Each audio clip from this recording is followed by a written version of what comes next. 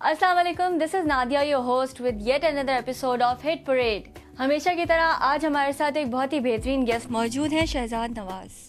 शहजाद आप प्रोड्यूसर भी हैं, डायरेक्टर भी हैं और हमने सुना आप एक्टिंग भी करते हैं। हमने आपको देखा है टीवी पे एक्टिंग करते हुए।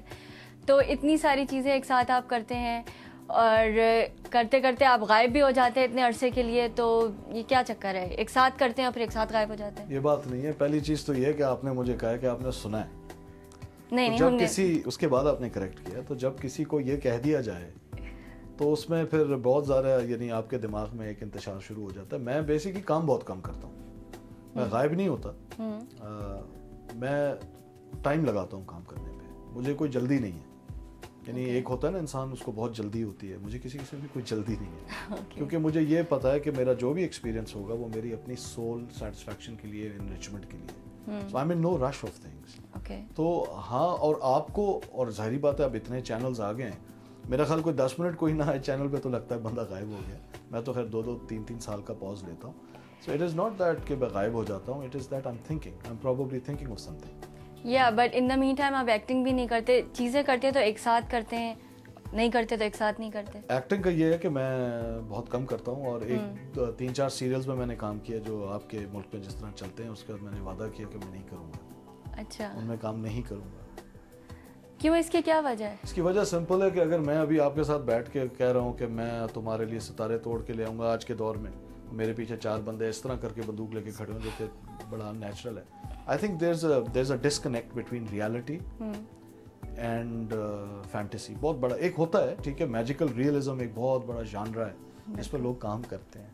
हमारे इंडिया में आप देख लें, बड़ा मैजिकल रियलिज्म पे काम हो रहा है। They are stories that appeal to you in real life and yet they're all fiction.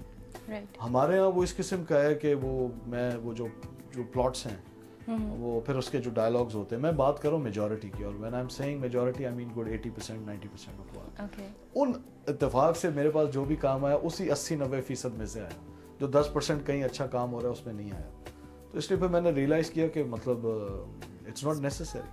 मतलब I am under no compulsion या अंडर नो पीयर प्रेशर, और I don't have to prove myself to anyone. Exactly. I mean I need to talk to myself honestly, और मुझे पता होना चाहिए कि कोई चीज़ मुझे अपील कर रही है कि नहीं।